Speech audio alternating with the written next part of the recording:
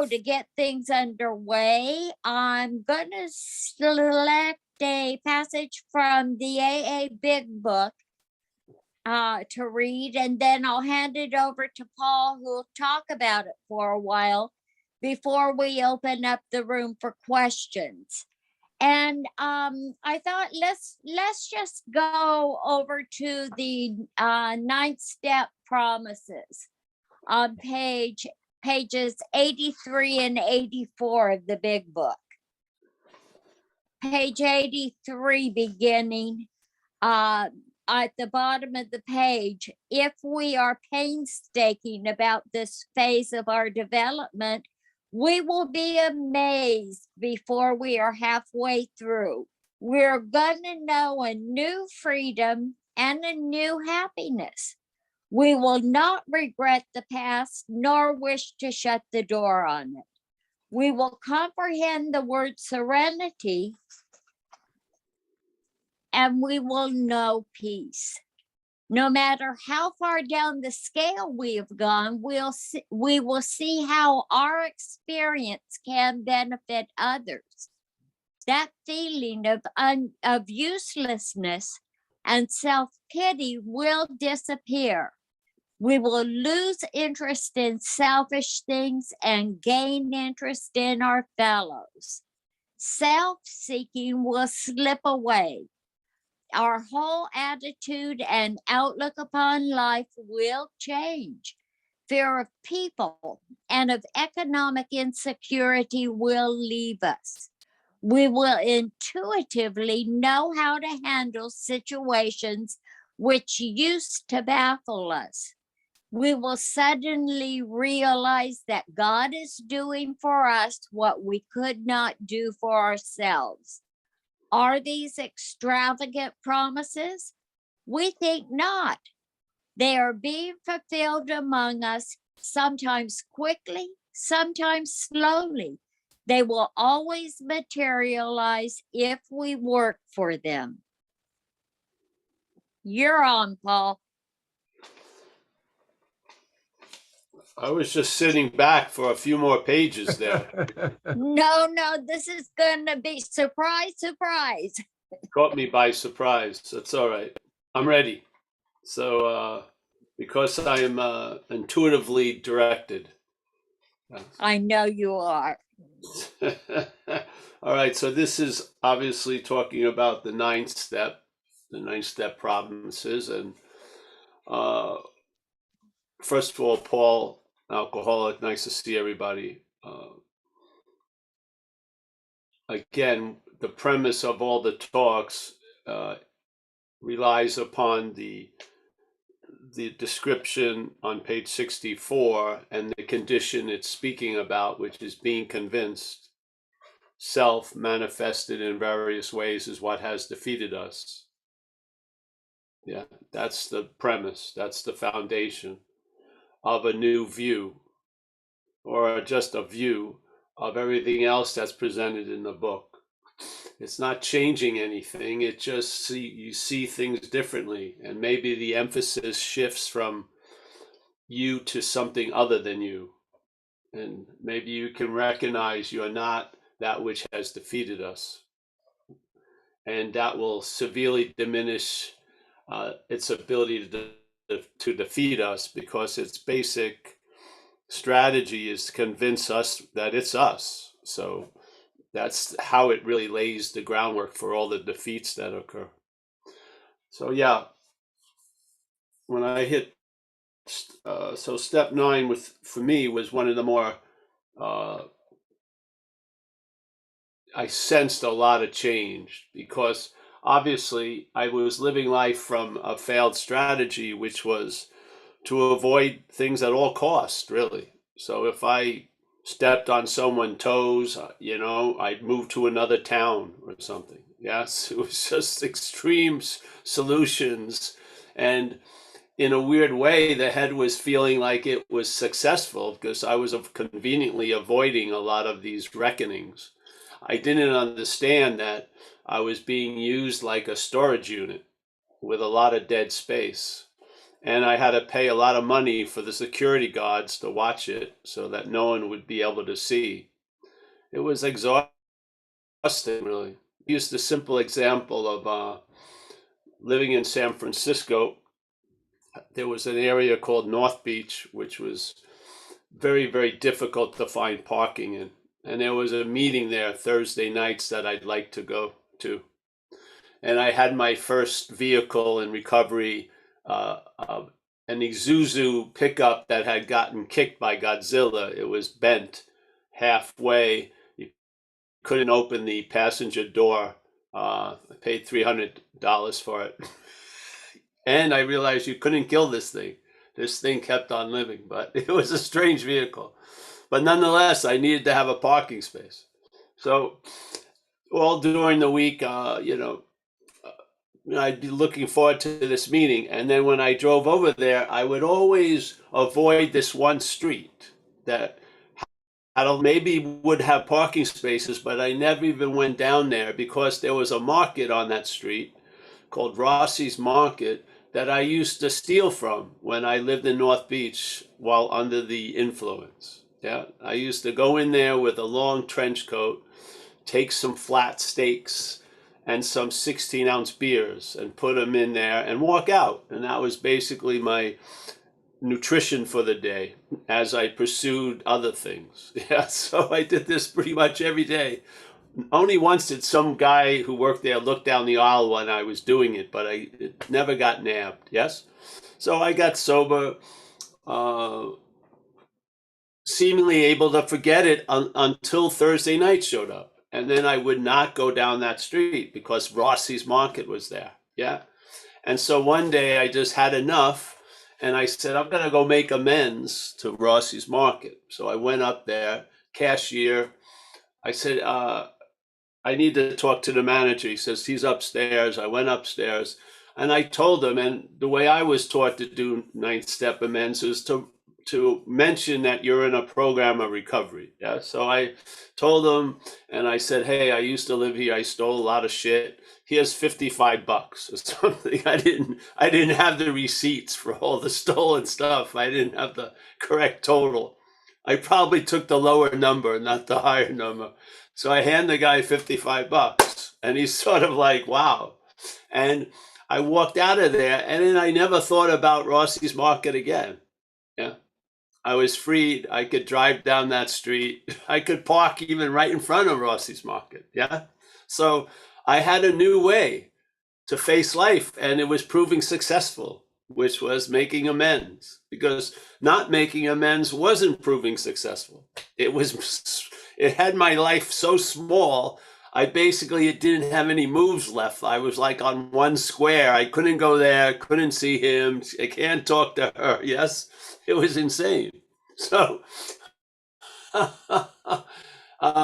this is what happened. A lot of what you would call my or your life was reclaimed. Yeah. Because it had been auctioned off to this fucking insane thing running the show.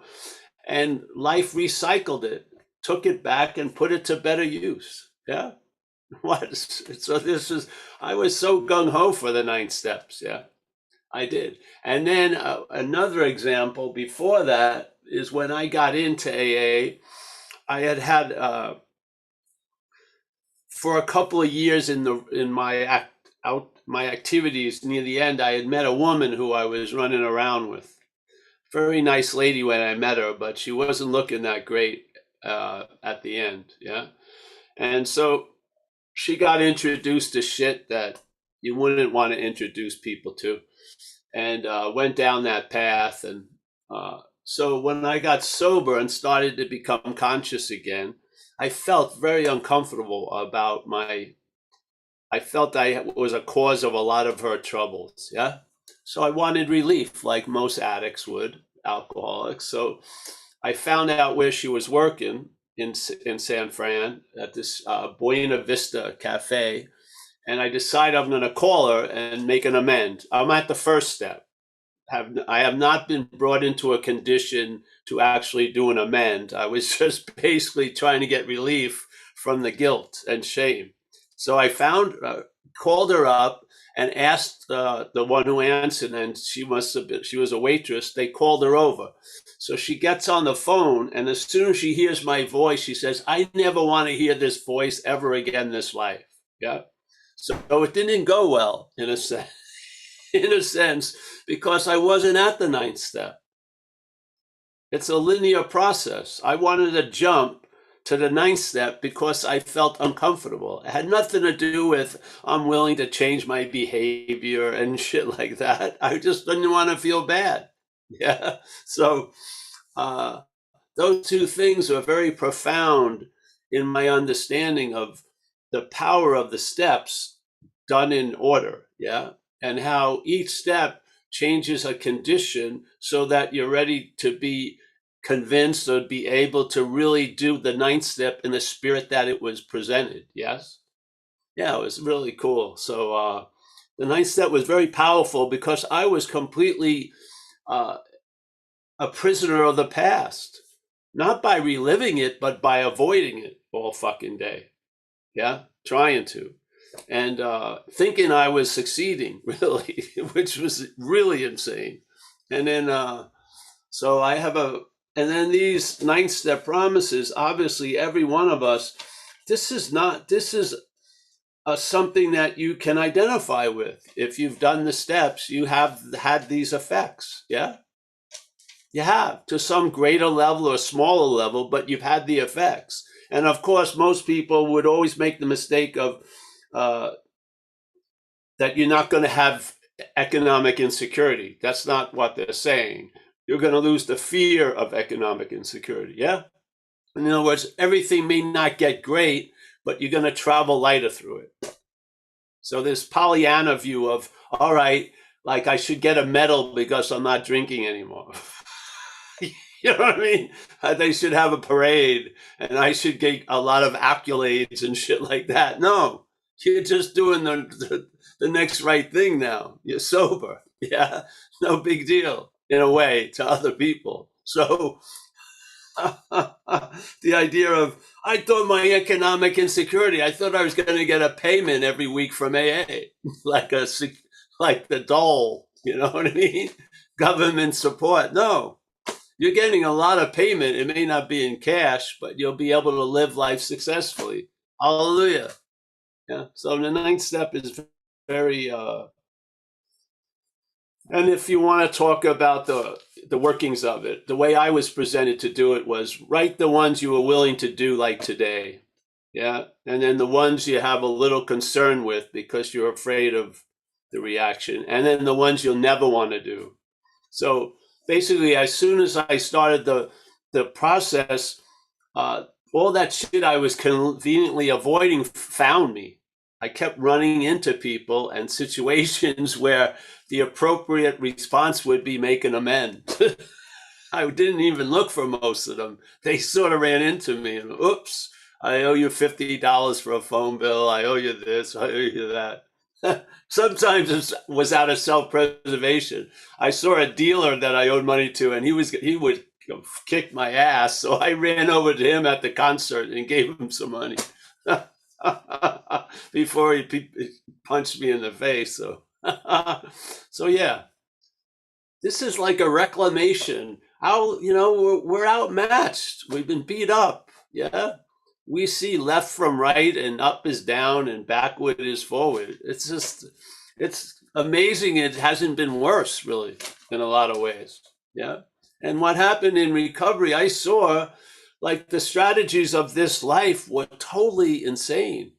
Yeah. I would actually think it was a good move to run from the cops in an alley, like in a dead end alley. Only bad shit happens from that behavior. Yeah. Instead of just getting arrested, you get roughed up before you go to get arrested. It's insane. Or mouthing off to the cop when they arrested me as if I'm going to change their mind. Yeah, it just made it worse. So, yeah, it was a rude awakening, and there was going to be needing a complete overhaul, and especially in the personal area, it was going to be relationships with people. Yeah. They were completely, I was under the inability to have a viable relationship with another person. Yeah. I didn't start there. I sort of ended there. Yeah. And a lot of the bottoms we talk about, they're only when you move away. Yeah. That's the one. But I lived in a bottom. Yeah. It wasn't like, my bottom was Wednesday, March 20th. No, it was 19th, 18th, 17th, 16th, 88, 87, 86, 85. It was a rather long occupation. So then, what was your bottom like? Tedious, long, fucking pitiful, and comprehensively demoralizing. Truly. If you would have asked me how I was doing, okay. I got it going on. It's going to get better as soon as I pick up this shit from my dealer. Yeah, it's insane. Eh? So, hallelujah. Hallelujah for recovery. Yeah. So, yeah, thank you. I can rip away, you can see all this stuff. Self is mentioned quite a lot here. Self-seeking will slip away. Yeah. Self-pity will disappear. It has a lot to do with health, doesn't it? Self-pity will disappear. Self-seeking will slip away. There's just a whole lot of it there. Yeah. So basically, when there's a loss of interest in self-seeking will leave us. Yeah. When there's a loss of interest in self-pity will disappear. Yeah. Yeah. You lose interest in self. Can you lose interest in self? No, that would be interest in self. But can you undergo a change in one's life through the program of recovery? Yes. And what will one of the effects of that change be? A loss of interest in self. Hallelujah. Again, facing life successfully. We've got to get out of something that we can't get out of as that something. Yes? Self can't get out of self. You better learn it. You better learn that one, because you may spend a lot of time trying to escape from something as that something you would like to escape from. Just really, really. And that's all goes back to the premise we're sharing here about the identification as self is as the activity of the mental addiction. Yeah. We live as if we're an image that our head casts. Yeah, we do.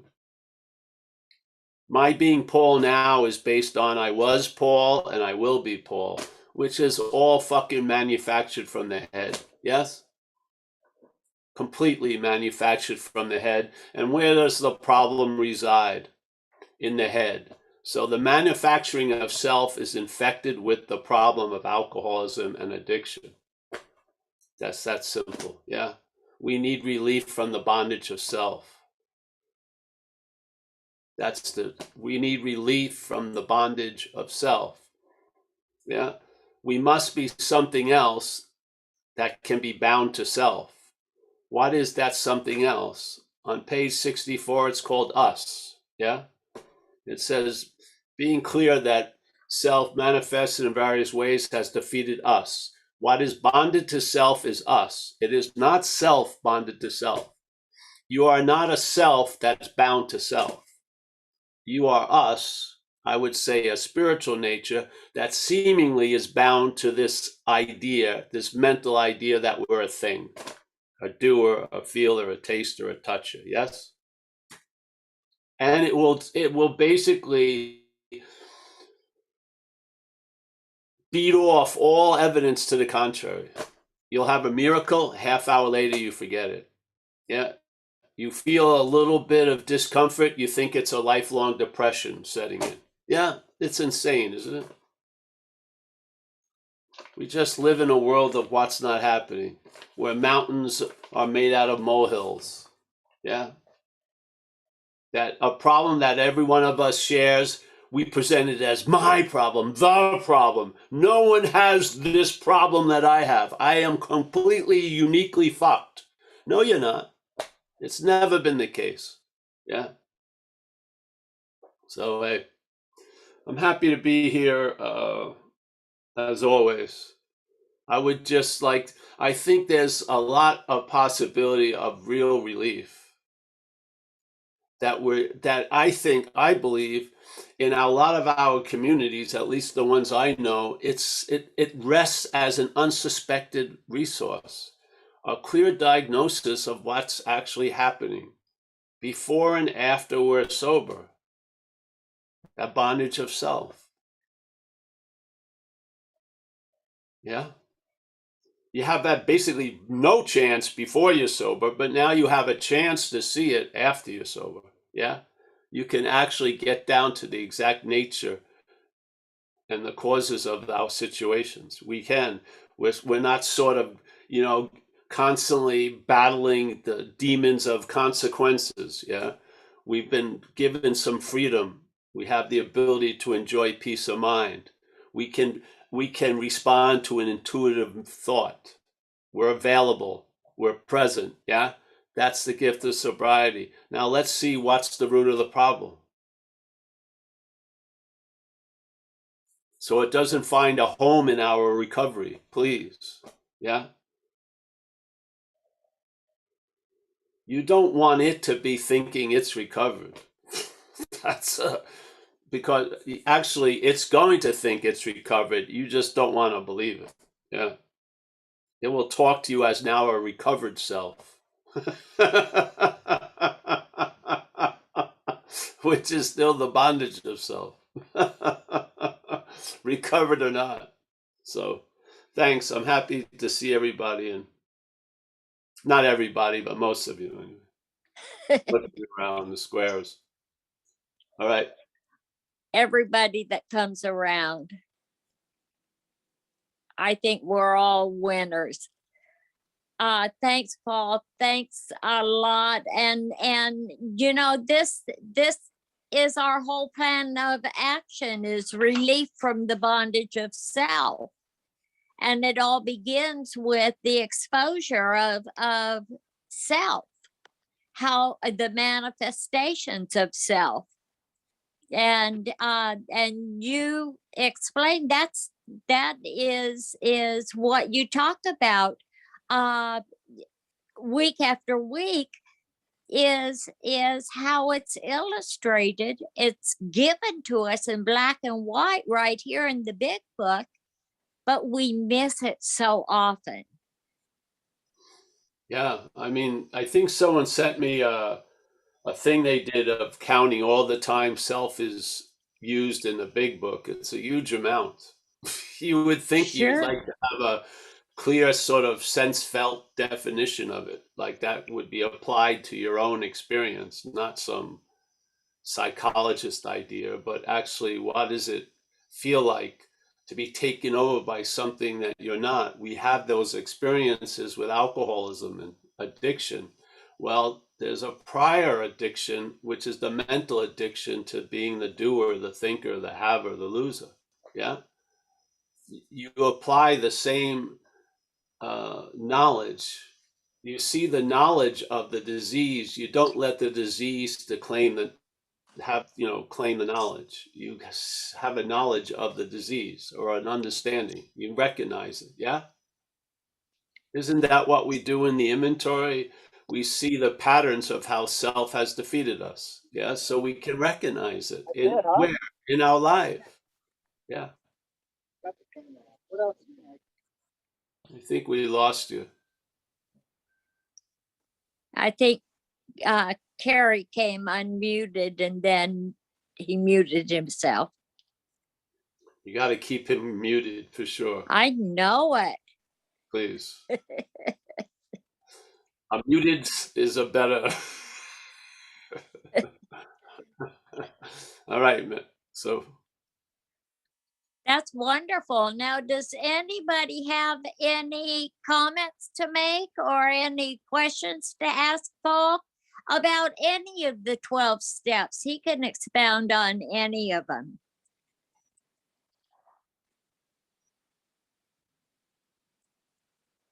Do we have, all you have to do is raise your little virtual hand. hey, Mickey, Yes. I'll just read the promises again, and then we can take off on them. Yeah. Sounds So good. if we are painstaking about this phase of our development, what phase of that development? The 9th step, yes? Right. Yeah, meaning trying to be thorough with the amends. Now, the way I was taught, let's say if I owe amends to people who I had one night stands with, yeah? I didn't try to look for every person I had a one night stand with. I saw the pattern of all the one night stands. What was I really there to get? It wasn't basically the individual. There's a pattern with all that behavior, yes? And so maybe I write a little letter to all those people and I put it in my drawer because I don't think I'm that important that I have to search out every fucking person. It's just about really a lot. It has to do with a willingness to make the amend.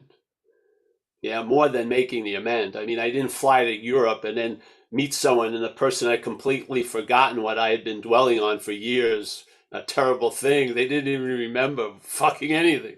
It'd be crazy.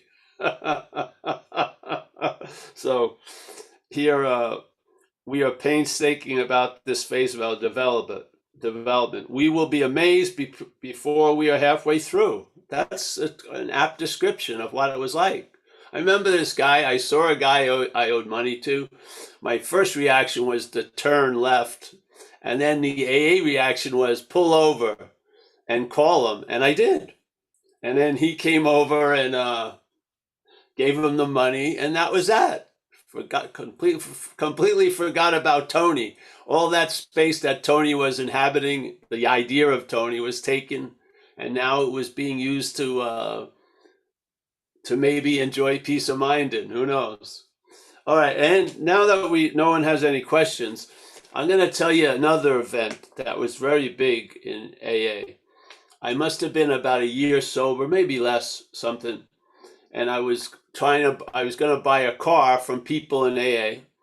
And I took it on this road near Santa Cruz. And there's a mountain to get back to San Francisco to go north. It's sort of dangerous road at night.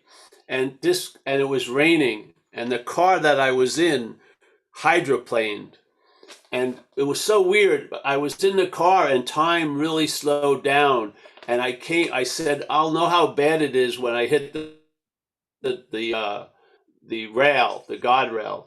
And so it seemed like forever I was spinning, and then I hit the guardrail. It wasn't bad, but now I was facing the wrong way on this 2-lane highway, going around a turn, and fucking cars are coming. Yeah.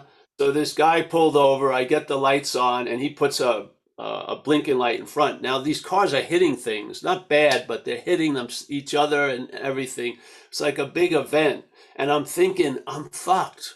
I'm going to cause a death on this road. Yeah. And all of these insurance policies, what the hell? I won't be able to. So we get the car started and I'm thinking, I'm going to take off. And these people are all pulling over to this rest area who hit each other and shit. I'm taking off. That would be my whole reaction. Just fucking, I'm going to go to the next turn off, hide in a garage, something, let it blow over and then drive home. But I said no, that the AA gravity pulled me and kept me there. And I said no. So I pulled into the rest area and everyone's there. The cops show up, the fire truck. And now everyone, I'm going, oh no. And then they go, does anyone want to do a complaint? And no, everyone looked around, no. And then they go, what about you?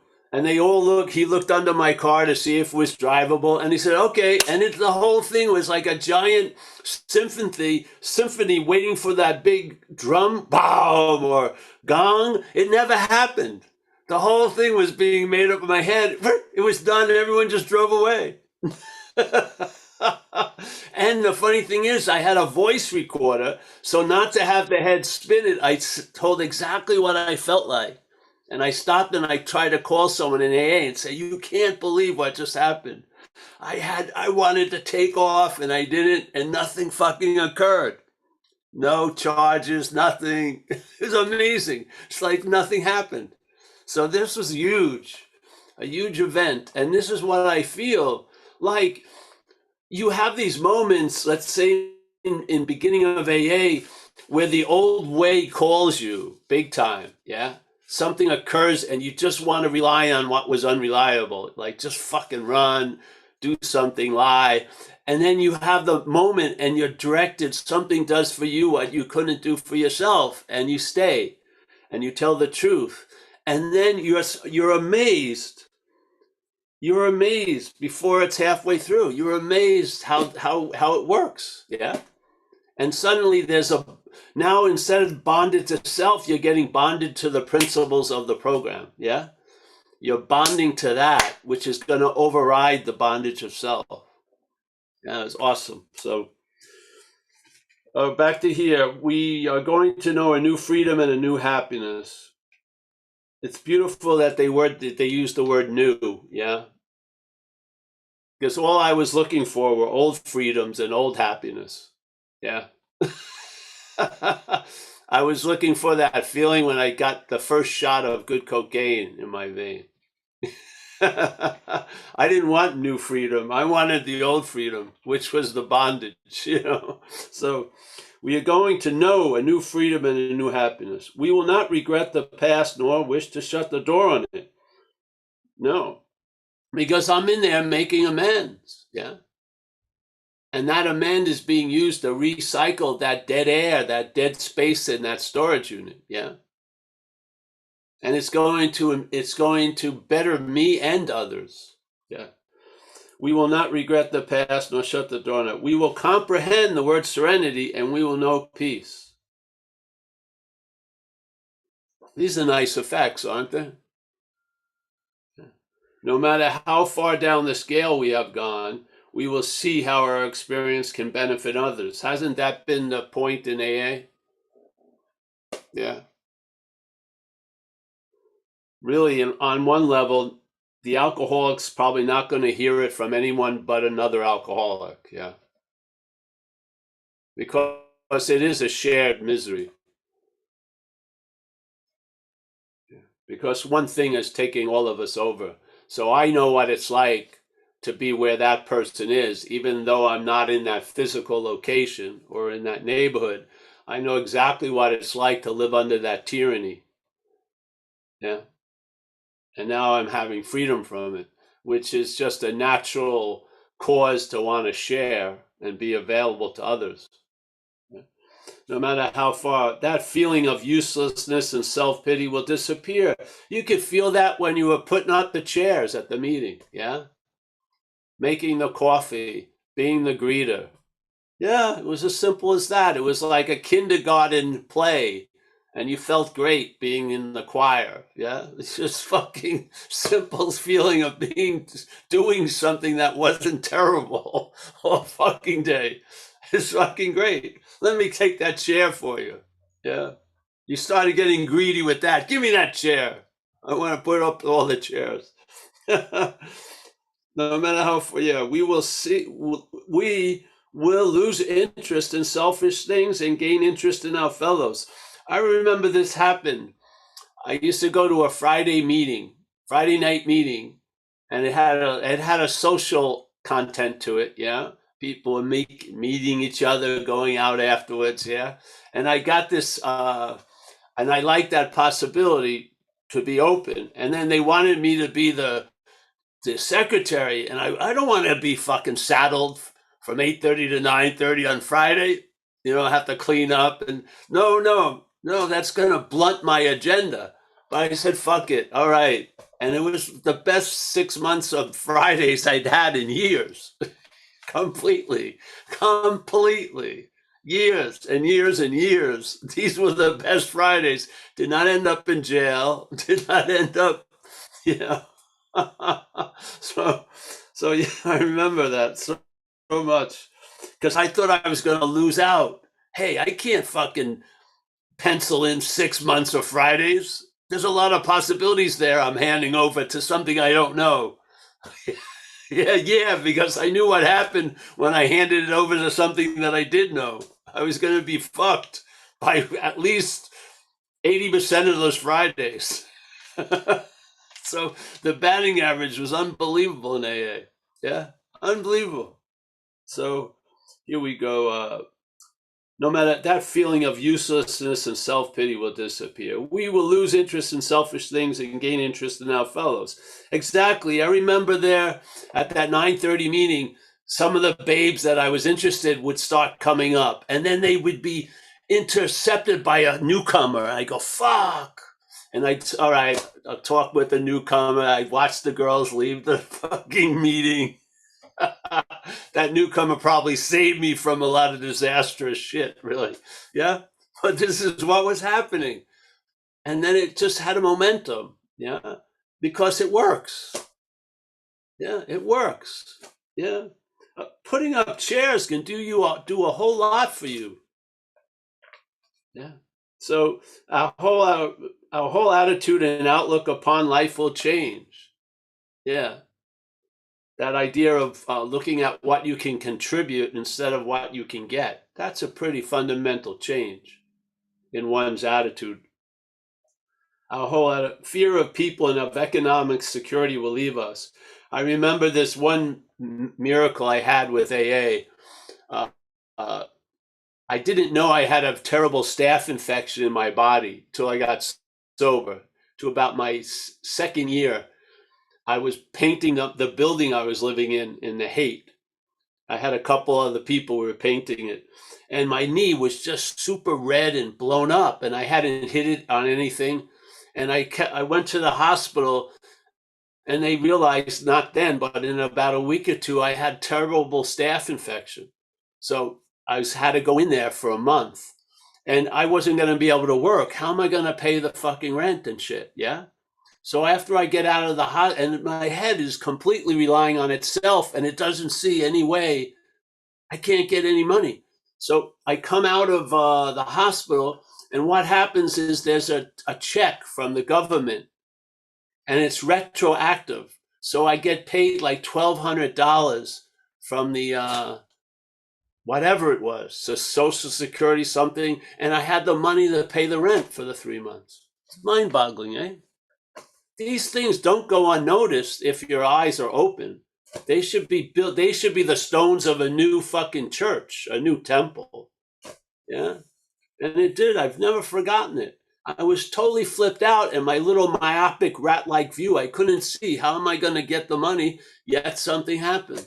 I had been in the hospital earlier and I had signed in for some papers. Oh, it was disability. So when I got this disability check and it was retroactive. It's incredible. Yeah. I mean, when do you give up the fucking ghost? It's just the head that doesn't believe. We believe deep down. We know something is doing for us what we can't do for ourselves. It's obvious. Yeah. All right. So fear of people and of economic insecurity will leave us. Definitely. I feel like I'm taken care of. I was a lot of times, if there was any accounting and graphs, I was definitely in a condition of not being taken care of, but I was living as if I was going to be taken care of. And it was remedied very quickly. I always been taken care of in 34 years. That's amazing, eh? So, and I'm very clear, I couldn't do it because I couldn't take care of myself for a day. I really couldn't. I always ended up getting put into a rehab or jail or shit because when I managed life, it led me to having to be managed by others. That's how it went. Yeah. I mean, all the time. So we will intuitively know how to handle situations which used to baffle us. That happens almost every time someone calls me and has one of those airtight cases that they're fucked. Yeah. And you just say, yeah, you're fucked, bro. And whatever, go help someone else. What? Yeah. Do some service. I can't say watch Bloodline anymore because I heard it before the meeting. They don't like Bloodline on Netflix. So we will suddenly realize now, I'm in it right this second. we will suddenly realize that God is doing for us what we could not do for ourselves. How do you think these meetings happen every week, every Tuesdays and Thursdays? I've been at every Paul Hedderman meeting, and I've never attended any of them. Yeah. How do you figure that? I have a completely, my attendance record sucks. I've been completely absent every one, but I've been at more Paul Hedderman meetings than anyone else. So there you go.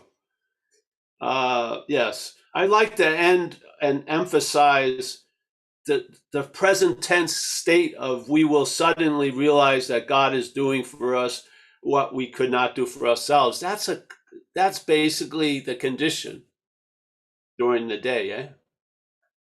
So any questions now, Mickey?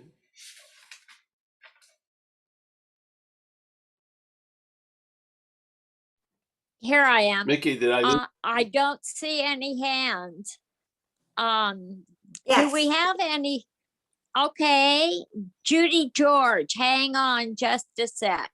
Oh, you're unmuted. Okay, Judy, fire away. So I've been a doing person my whole life, and going after fame, fortune, money, got it all. It's sick as a dog throughout all of it. It never knew how sick I was until I started getting involved. And I'm 30 years into 12-step program, and until now, and that's probably why I wanted to get on your zenbitchslap.com, because it's the first time somebody could talk that I could get the language. I read page 64 for 30 years and never understood the whole concept behind self. So I was bulimic. During all of my fame and fortune, I almost died from it, and nobody knew. I was CEO of a multinational company and got arrested in front of my own company, not for anything else, but I had a food addiction, just one of the addictions, and I was getting a hot fudge sundae and left the Emac and Bouliac shop and hit a car and got arrested in front of my company. And that was the beginning of the end for me. Somebody says rock bottom. I think it was disgrace. So I'm doing good when I'm with you and other gatherings. When life comes on, all those old habits, that self, that experience attacks my mind. And I'm hoping, I know people say don't use the word hope, but I don't know what, I haven't got the language down, but I'm hoping with doing and getting involved in all these gatherings that I can go from a doing person to a being person. I just don't know how to do that yet. Yeah. And I hear you and I see you suffered and you did it. So if you can do it, I hope it doesn't sound egotistical. I can do it. Yeah. I hope. Well, yeah, I think that's why life has us go to such a low point, because then anyone who sees us says, if they can do it, I can do it. So basically, the lowness of the point you ended up in is being put to great use. Yeah, because almost anyone can say, if he can do it, I can do it.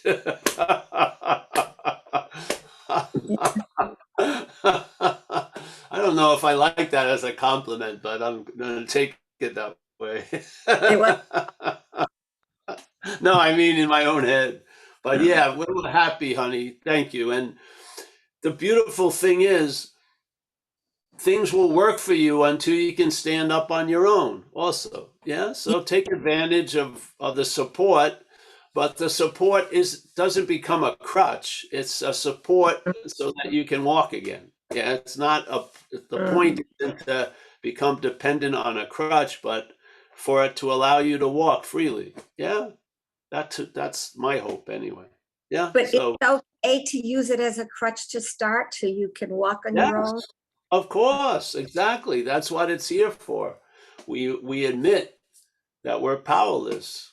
Yeah, we can't get up on our own 2 feet. So we use the program, until we can stand on our own 2 feet, and then we can turn around and help other people who can't stand on their own 2 feet. Yes, in this little imagery. Yes. So this is the beautiful thing of recovery. It's a symbiotic situation. You need to hear the message. Yeah. I need to carry it. I need to hear the message, and you need to carry it. So it's a beautiful symbiotic thing. Yes. Sometimes I'm the one who hears it. Sometimes I'm the one who carries it. Yes. It's just the way it goes. And it's a mutual shift.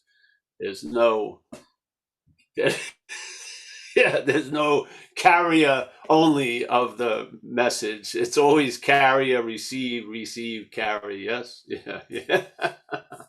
It's I am the supreme carrier of the message. I do not need to receive any.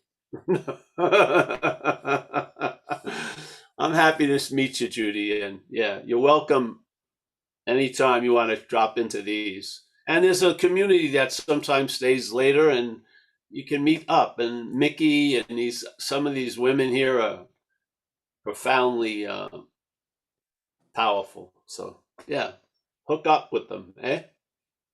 Thanks. Thank you. Thank you for your honesty. Yeah, Any- Judy, you sure are in the right place. Thank you. Stick around.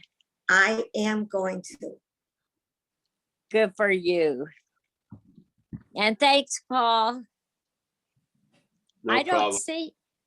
don't see anybody else who is raising their little virtual hand. Oh, that's great. We can end. So you're successful, aren't you? Yes, this is one of my greatest moments, when all the hands stay down. Yes,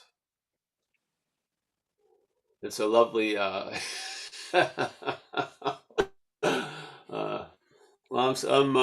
nice to see everybody here today. We got Bill from Delaware, and I think Kathleen is also from Delaware, in another lazy boy.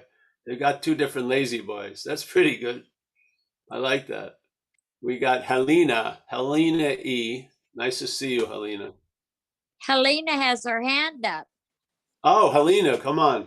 What is it? Hi, everybody. Thank you. It's Helena.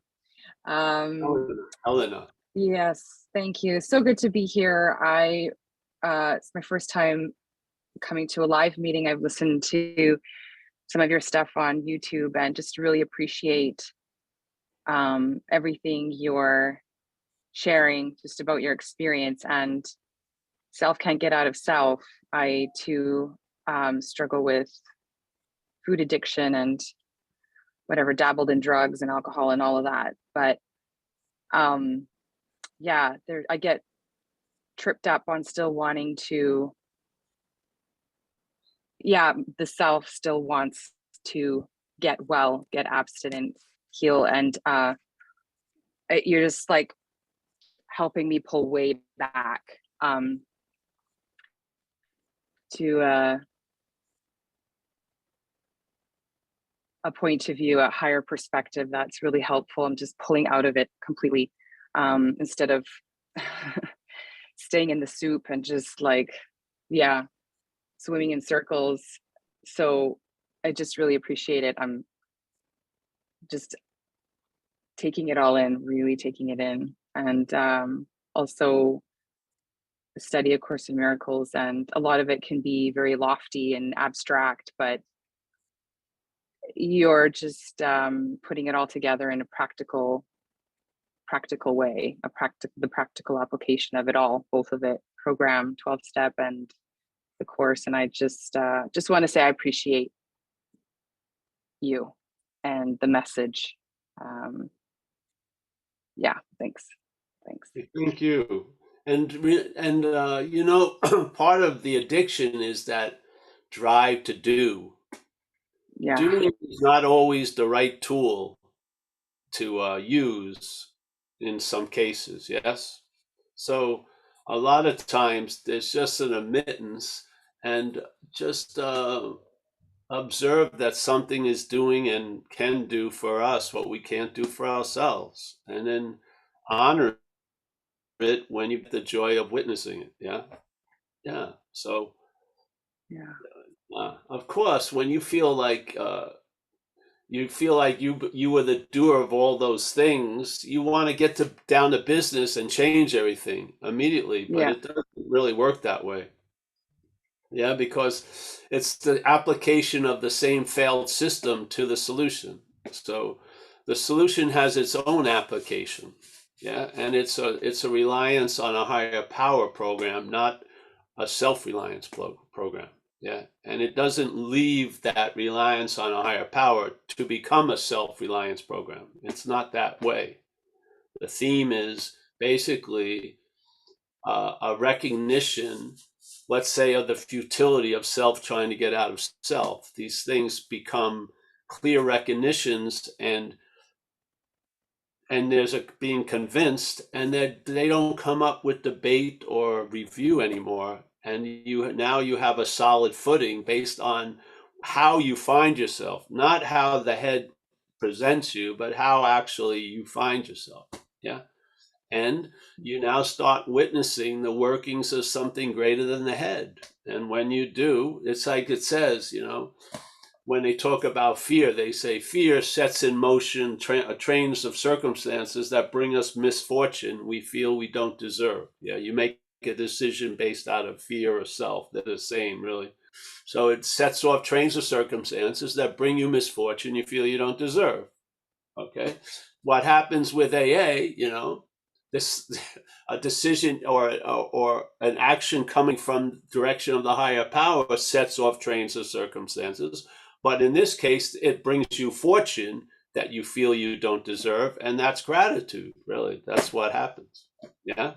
It's the same sequence. It's just the difference is what's conducting the sequence. It's either the higher power or self in the view of recovery. Yeah, it's either perhaps there's a better way, trusting the infinite rather than finite self. That's the deal. Yeah, we admit we can't stop trusting finite self as finite self.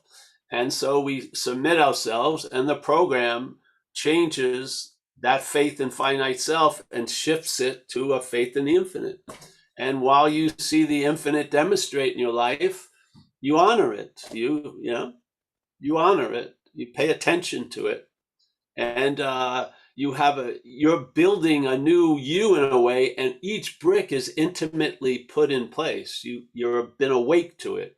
You are awake to your incomprehensible demoralized condition. Afterwards, thank God, you realize that. And now every building of the new whatever, you have an intimacy. You felt that brick, yes, because you were here, you were present. Yeah. Yeah. And we have a new employer, and one of the clear things is we're not it. Yeah. We're not the new employer. We're the newly employed. See, we are what gets used. The user is the employer, and the employer now is a higher power. We had an old employer that was using us, just like the new employer was using us, but how it appeared by the using of you is completely different based on the employer's position, not yours, but the employer's condition. The higher power has a whole different view of things than the lower power. Yeah, it just does. Yeah. And so all we do is do what we're suggested, and you'll witness the transfer from the old employer to the new employer. The old employer may want to send you love letters, usually hate letters and shit, but now you're not answering. And then you just keep following the higher power. And when there's mistakes, those mistakes have value because you actually become more convinced. Yeah. So whatever happens under the influence of the higher power, you see value in everything. It's wild. Where when you were in the lower power, man, it was distinctly, this sucks and this is great. Yeah, no. That's why you come in AA, you have a story of the worst thing that ever happened to you. And then after a few months, you see it as the best thing that ever happened to you. Yeah, because it brought you to AA, and AA is now setting you free from the bondage of self. We're participating in that. So all the meanings that are being given aren't given by you, they're given through you, either by the higher power or the lower power. Yeah. I mean, I'm sick and tired of reading, the graffiti in the bathroom of the lower power. Just exhausted by it all. Paul sucks. Whatever. You know what I mean? I hate the whole way. So yeah. Elena, so if you're, use the people in AA to support you as you continue, yeah? And because it's great for them also. Yeah, it's helpful. I'm just, I think what's getting reinforced over and over is like that asking for help and that joining with my brothers or my fellows, like, is so integral, because that temptation or that impulse is still there to Yeah. the old ways, the old habits, what you were just talking about, how it's just like that still comes up. And leaning on my brothers is so key, so key. And of course the ego would want me to the self wants me to do it all on my own, right? Of course. Yeah. Yeah.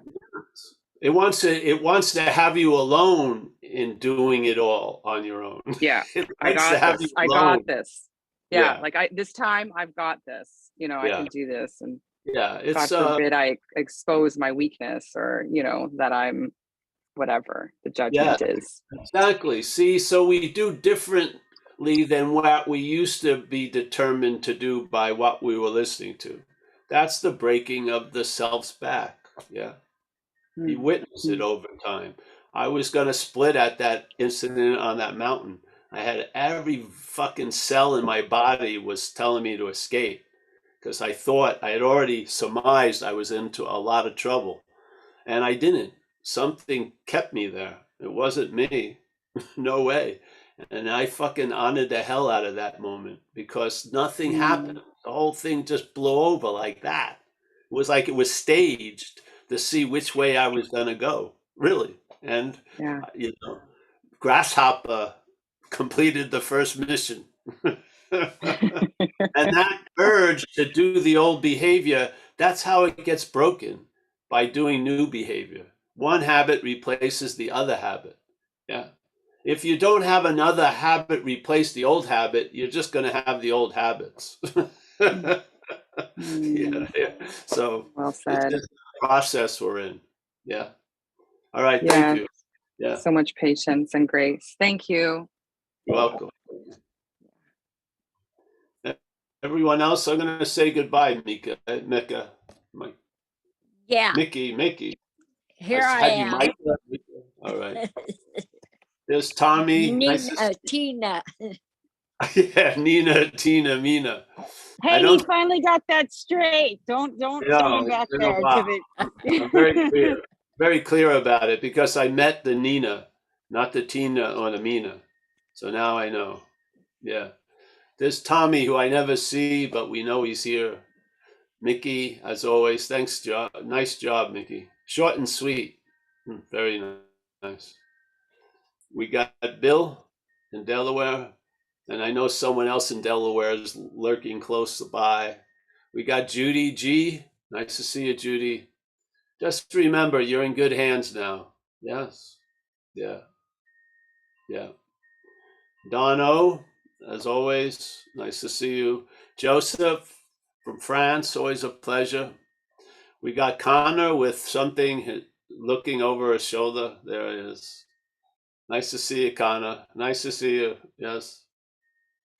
We got Jeff P. He's riding the bike. Really having a nice time. Very nice. Very nice. Lebowski. James Lebowski ran out of checks in his checkbook. He had to come to the Zoom. Yeah, he's dying to get that half and half. I'll see you, man. Nina, I will never make the mistake again, Nina. Don't worry. Helena, I already Thank made you, it. Paul. You're welcome. Helena, nice to meet you. Kathleen, I know she's in Delaware. I can sense the presence of another man. We got Eric D. Nice to meet you, Eric. We'll see you again. Michael Stacy, I hope all's well, Mike. Yeah. Yeah. Our dog is in heat, so do not take any messages from Amelia. Do not receive any big black dog that's brought to you. Do not introduce it to any of your male dogs. All right? That's clear.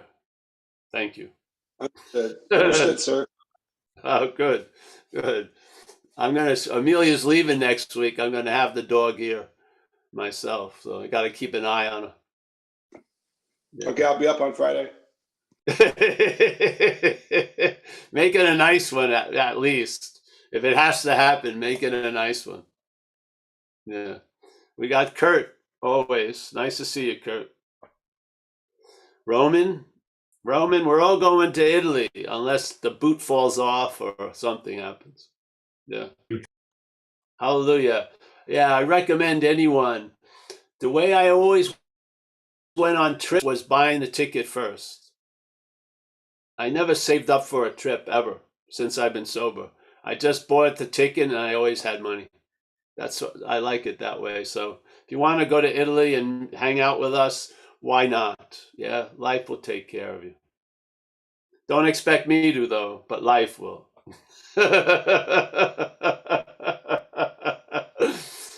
Stefan on having never left. Kerry, my main man in Hawaii.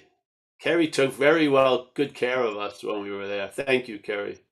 You made the best. You took care of us, man, with the coffee. The good That's coffee. right. Well, it's all a Reciprocal. win-win thing. Yeah. Yeah. Well, we'll be back there to make sure you're drinking the good stuff. Yeah. Yep. We got Grateful Dave. Yeah. We got Oliver from Berlin. I like those outfits. That jacket on Oliver's thing. It was what I wore to that place, Rossi's Market. That's how I stole the shit. It was a big long jacket like that, thinking I looked very anonymous. What an insane condition I was in. Slip them in there. We got Moni. Moni is a beautiful picture. Amy, Seattle. Senna. Hey, Lucas. Oh, I got to get in touch with Zach. I forgot. I got to talk to that guy. We got DB. Who else? I think that's about it. If I haven't caught you, just the universal hello. We have something on Saturday, and if you're interested in what's going on, zenbitchslap.com event page tells you all the talks. We have a live talk in Northern California every Saturday at 1 Pacific, and we do a Zoom from that. So I'll see you guys.